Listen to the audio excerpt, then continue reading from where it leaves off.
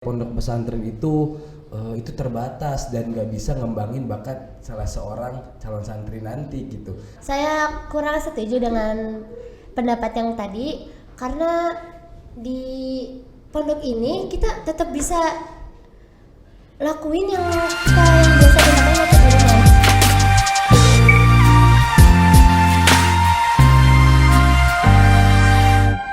Assalamualaikum warahmatullahi wabarakatuh.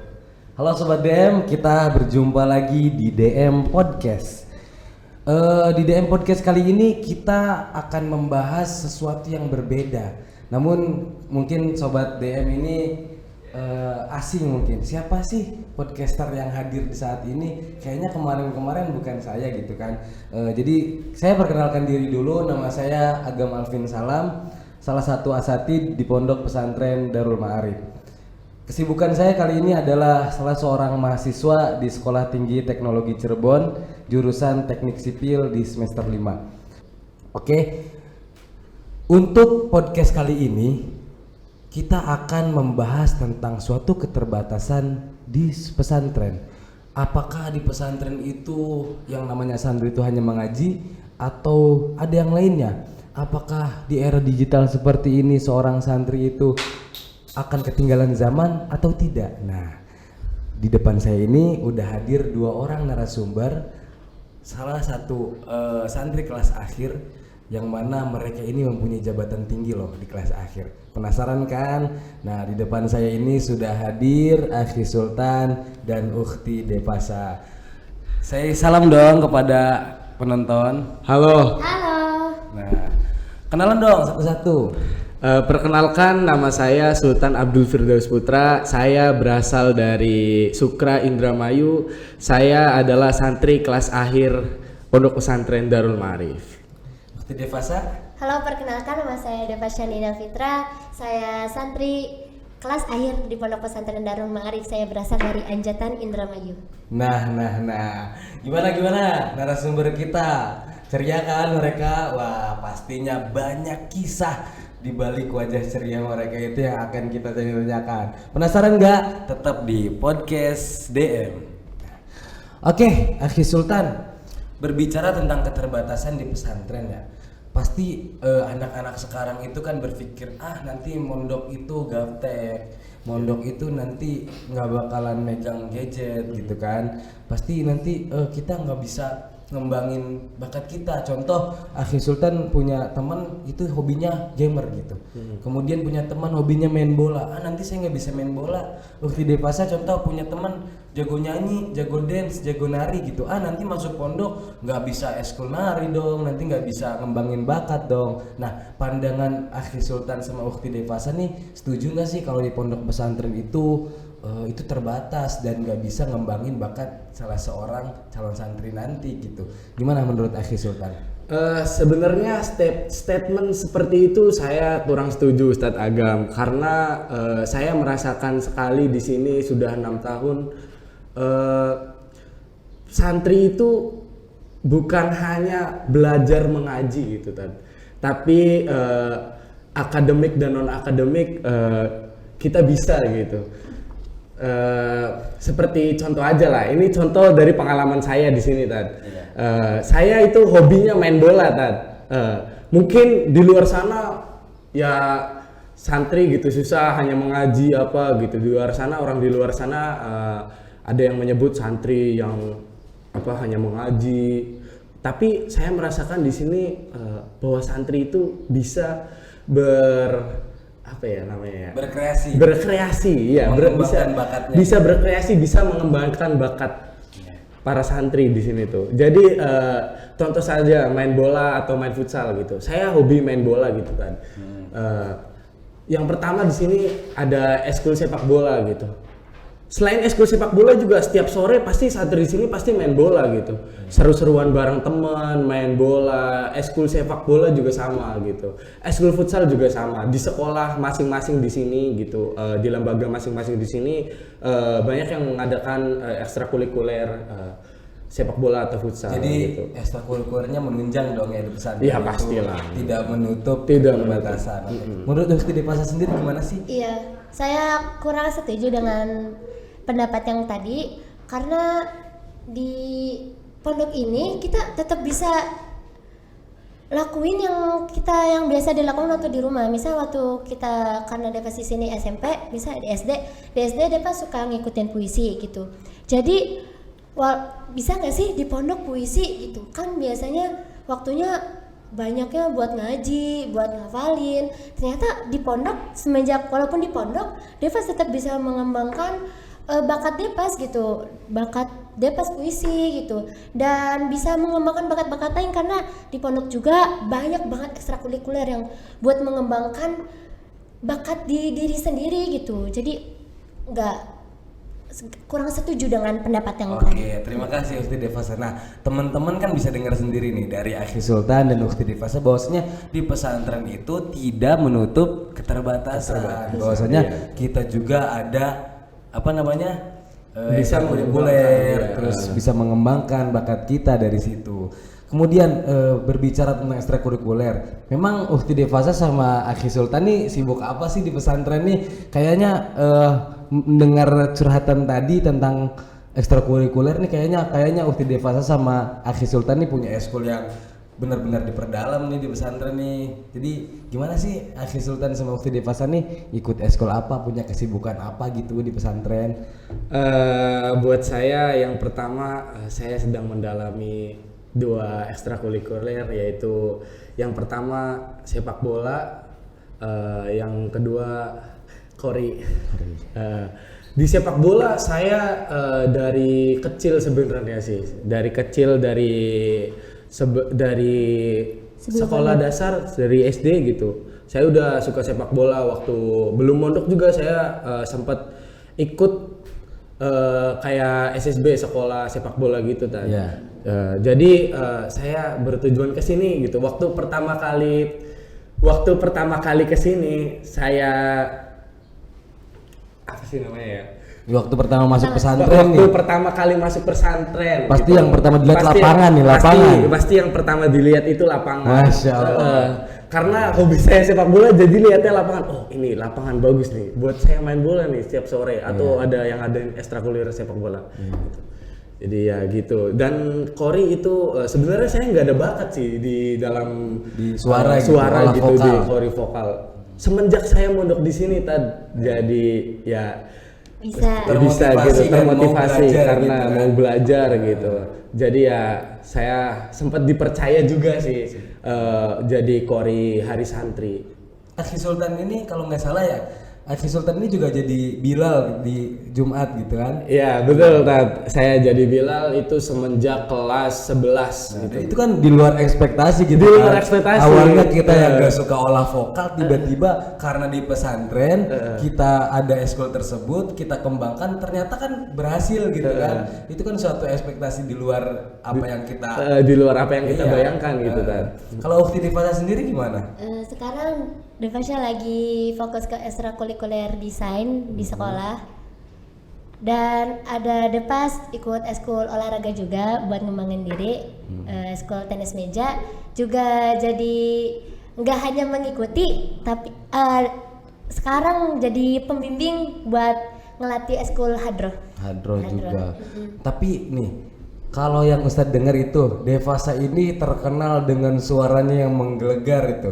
Entah ketika puisi, ketika pidato. Apakah hal ini memang sudah Devasa temukan ketika sebelum mondok, atau apakah ketika baru mondok baru tertarik, atau seperti apa? Contohnya kayak Akhi Sultan tadi olah vokal kan baru ketemu tuh setelah masuk pondok. Nah, Ukti Devasa ini gimana sih bisa sampai terkenal di pondok ini? Suaranya menggelegar ketika berpuisi, ketika berpidato, itu bagaimana itu awalnya? Awalnya sebenarnya ini puisi, Devas bisa puisi dari sebelum mondok. Devas ngikutin lomba yang diadain di pondok ini, namanya Smell DM. Masya Allah. Oh iya. Tahun 2000 berapa itu? 2000. Devas kelas 6 SD. 6 SD. Aduh, kayaknya 2017 ya. Iya. Nah, jadi ya karena alhamdulillahnya ikut lomba itu Devas menang, alhamdulillah. Jadi ya di sini jadinya famous. Nah, jadi habis itu dari pondoknya karena tahu Devas bisa puisi, jadi sering ikutin Depas lomba puisi di luar. Jadi udah ada, cuma jadi semenjak mondok di sini jadi dikembangin lagi karena ada pelatih khusus puisinya gitu. Jadi di sini dikembangin lagi juga karena ada pidato, semakin seneng public speaking, jadi suaranya dibagusin lagi di. Masya Allah. Ya, kan, sampai akhirnya terkenal gitu ya, famous banget ini pesantren nih. Devasa. Kalau identiknya ketika puisi itu pasti muncul nama Devasa, ketika pidato Devasa. Masya Allah sekali kayaknya tuh ya. Jadi, nah teman-teman kan itu kan udah jelas gitu kan kesibukan kita apa, dengan kesibukan kita bahkan bakat kita terlatih. Jadi di pesantren itu tidak ada keterbatasan. Nah, jadi ketika kalau tadi Ustadz ini kan, Ustadz mendengar jawaban Devasa gitu kan dan Akhi Sultan, berarti kan kalian itu masuk pesantren itu bukan atas paksaan dari orang tua, ya, betul. tapi dari kemauan diri sendiri. Ya. Nah, setelah kalian masuk ke pesantren nih, bagaimana sih tanggapan image teman-teman? Contoh teman SD saya sekarang Kang, ada yang udah lebih sukses atau ada yang masih sekolah di SMA favorit atau di mana. Nah, image mereka terhadap kalian tuh gimana sih? Apakah nganggapnya ini Sultan santri kayaknya nggak bisa apa-apa gitu. Nah, pandangan mereka tuh terhadap kalian seperti apa gitu? Apakah hal tersebut memang benar terjadi atau ya itu hanya sekedar apa yang memang terjadi hal yang wajar gitu? Nah, gimana sih tanggapan teman-teman ketika bertemu dengan Sultan itu? Tanggapan teman-teman di rumah itu sebenarnya mereka malah seperti membanggakan Sultan gitu. Masya Allah. Kayak jadi mereka setiap kali kalau mau sholat lihatnya gimana sih Tan gini gitu. Tan doa tuh tahlil gimana Tan gitu. Jadi gitu Tan. Jadi bertanya tentang agama itu biasanya ke Sultan gitu Tan. Jadi mereka itu kayak bangga gitu punya teman yang mondok gitu. Soalnya teman-teman Sultan itu jarang Tad yang mondok gitu. Mungkin hanya 1-2 orang lah gitu. Sultan tuh asalnya dari Sukra ya? Dari Sukra. Sukra itu padahal kayaknya banyak deh. Kalau dilihat mungkin teman-temannya Sultan aja itu. Iya, itu mungkin teman-temannya Sultan aja emang sebenarnya di Sukra itu banyak yang mondok Tad. Cuman teman-teman Sultan gitu. Teman-teman Sultan. Kakak kelas Sultan juga banyak yang mondok gitu. Kalau Ukti Devasa gimana tuh image teman-teman? Tanggapan teman-teman di rumah tentang Devasa. Mereka ngehargain Devasa ya. Jadi di rumah tuh santri tuh kayak Masya Allah gitu. Ya karena beda dari yang lain gitu. Karena di pondok kan diajarin ilmu agamanya lebih gitu kan. Jadi kayak ya benar kayak Sultan teman-temannya pada minta diajarin agama gitu. Ya sama teman-teman Devasa juga kayak gitu. Kayak di rumah tuh kayak ini kamu tuh beda dari yang lain karena kamu mondok gitu. Jadi tanggapan orang-orang di rumah pasti tentang santri tuh kayak Masya Allah gitu. Jadi di rumah kayak misalnya biar nanti dia kayak Sultan bisa jadi pemimpin buat tahlilan gitu kan, imam di masjid. Ya panutan lah. Iya, gitu. jadi panutan. Iya, jadi panutan. Jadi benar sekali kan ketika kita masuk pesantren itu kita juga tidak menutup bakat kita. Contoh kayak Akhi Sultan tadi, itu kan mungkin bisa terjadi di circle-nya Akhi Sultan ketika main bola bareng. Gitu kan, ketika waktunya sholat gitu kan kita yang mengingatkan mereka. Jadi di bakat kita tetap nonjol, kemudian di agama juga kita maju gitu kan, kita lebih dari yang lain. Maka kayaknya di era sekarang juga nggak menutup kemungkinan gitu kan kalau kita masuk ke pondok itu kita bakal ketinggalan dari yang luar. Bahkan kita mempunyai ciri khas, identitas dan nilai tersendiri. Oke, terima kasih Akhi Sultan dan Ukti Devasa. Nah, Akhi Sultan nih sekarang kan udah kelas 12 ya? Iya.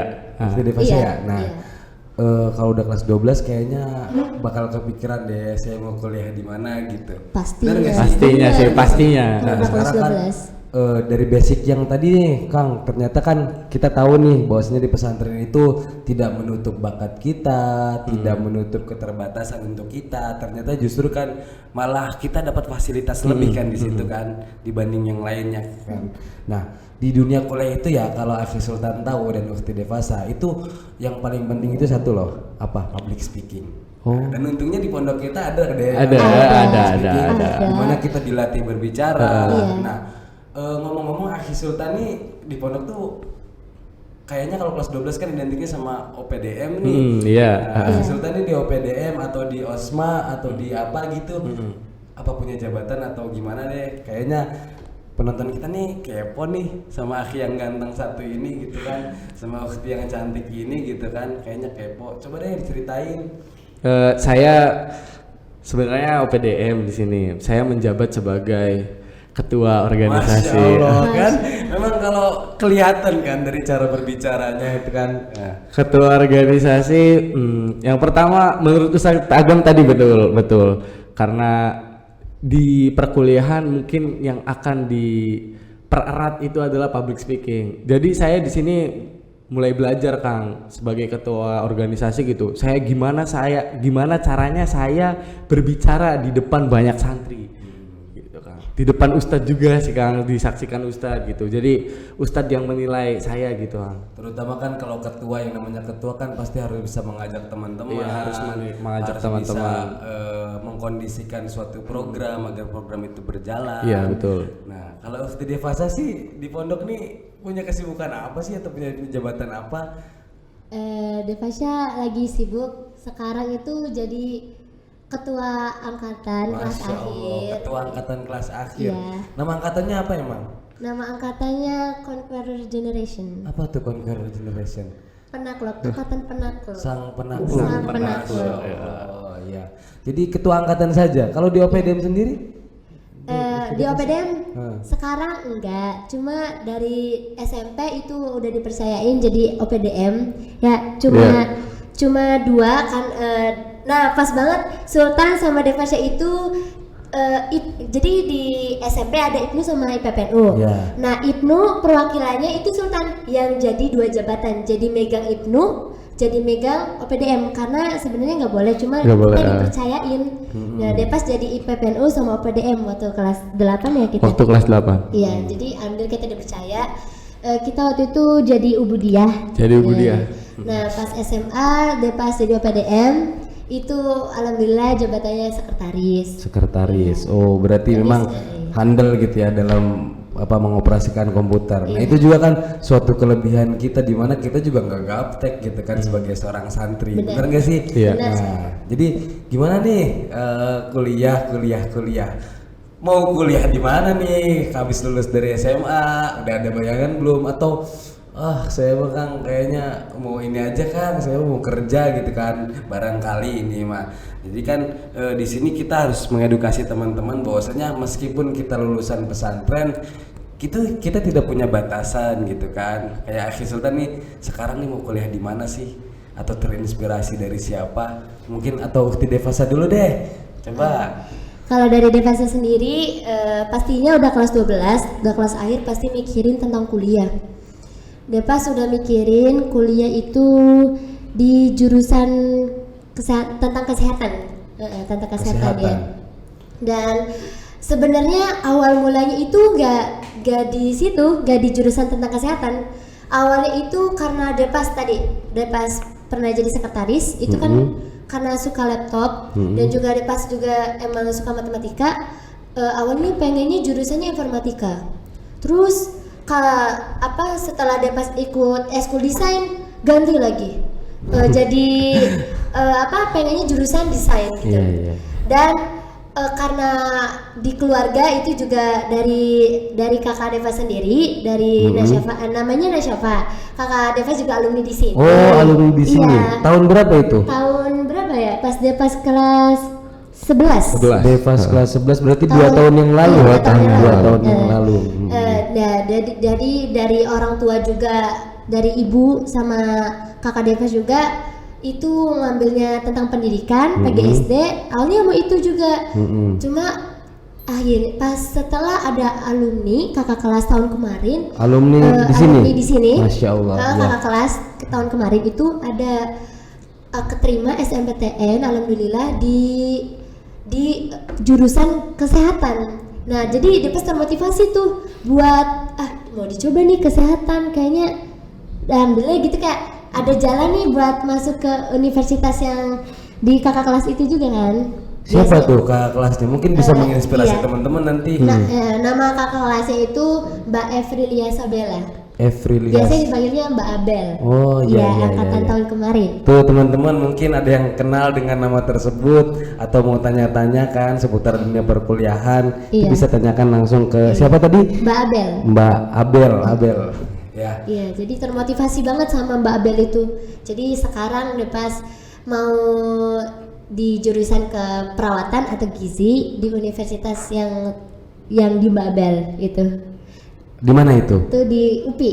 UPI, masya Allah. Kita doakan saja. Iya, yang doainnya terbaik Mbak, buat Pas. doainnya teman-teman. Kayaknya kalau ngeliat ekspresi Akhi Sultan ini kayaknya aduh, kok jawabannya bagus banget. Udah ada gambaran. Saya sih gimana ya? Coba deh jawabannya gimana? Saya pengen tahu gitu. Saya pengen tahu. Untuk sekarang saya lagi fokus belajar sih Tad. Cuman saya sempat berpikiran mau masuk ke jurusan pertanian karena dari papa juga lumayan jago bertani gitu. Saya kalau misalkan liburan gitu sambil ikut-ikutan belajar gitu, belajar kayak ini obat tani buat apa gitu ya. Jadi terinspirasi buat masuk ke pertanian gitu. Terus waktu SMP guru sempat ini menyarankan bilang ke mama waktu itu pas bagi rapot bilang ke mama katanya Sultan ini kayaknya cocoknya masuk ke jurusan agama kayaknya nih. Jurusan agama itu apa Jurusan tuh? agama. Jurusan agamanya kayak seperti hukum keluarga kali kayaknya mungkin. Hukum, Seperti ya. Usuludin pengajaran kali kayaknya. Gitu aja sih Ta. Terus sekarang sih kayaknya Sultan lagi kayak nurutin bakat Sultan aja gitu. Bakat Sultan di sepak bola, bakat Sultan di olahraga gitu. Jadi kayak Sultan mau ngambil jurusan kepelatihan Oh, gitu Ta. jurusan PJKR kayaknya. Iya, semacam itu sih Ta. Ini ada loh di STKIP. Iya, saya juga tahu sih. Jadi teman-teman, jadi di Darul Ma'arif juga itu ada STKIP atau STKIP. sekolah tinggi, di mana di sini ada 3 jurusan ya, ini PGSD, PJKR dan PBSI. Nah, Akhi Sultan ini kayaknya cocok deh buat lanjut di sini ngambil jurusan PJKR karena Akhi Sultan ini apa tadi? Bakatnya Bakatnya olahraga. di olahraga. Di olahraga Ya, gitu. kita doakan saja yang terbaik buat Akhi Sultan. Amin, ini. amin. Doakan saja, sobat. Nah, oke, jadi teman-teman nggak terasa kita ngobrol panjang lebar dari tadi sama Akhi Sultan dan Ukhti Devasa. Nah, dengan tema kita yaitu tidak ada keterbatasan di pesantren, akhirnya kita tahu nih, kita jangan ragu lagi kalau mau masuk pesantren karena memang tidak ada keterbatasan di pesantren Iya, itu. benar. Justru banyak poin-poin atau nilai-nilai yang justru mendukung minat bakat kita di pesantren. Nah, jadi teman-teman yang mau masuk pesantren jangan ragu lagi. Kita juga tadi sudah mendengar bahwasanya al-adabu fauqal ilmi. Adab itu di atas ilmu. Seorang santri itu pasti beradab. Seorang santri itu tidak harus berilmu, tapi kita pasti mengutamakan adab karena adab itu di atas ilmu. Urusan nanti kita berilmu atau tidak itu kita yang penting sudah belajar, kita berusaha, kita sudah berikhtiar. Nah, kayak tadi mau kuliah di mana gitu kan, urusan kuliahnya nanti di mana, mungkin nanti Allah yang memberikan yang terbaik. Karena apa yang menurut kita baik belum tentu menurut Allah itu baik, dan apa yang menurut Allah itu menurut kita itu buruk belum tentu menurut Allah itu buruk juga. Oke, sekian saja mungkin podcast kali ini. Banyak-banyak pelajaran yang kita ambil dari Akhi Sultan dan Ukhti Devasa ini. Semoga menjadi inspirasi untuk teman-teman di luar sana, untuk sahabat DM yang sudah keluar atau sahabat DM yang masih menjadi santri yang menonton podcast kita hari ini. Semoga menjadi inspirasi. Sekian dari kita. Salam sapa dulu dong. Nah, ini Akhi Sultan sama Ukhti Devasa. Assalamualaikum warahmatullahi wabarakatuh.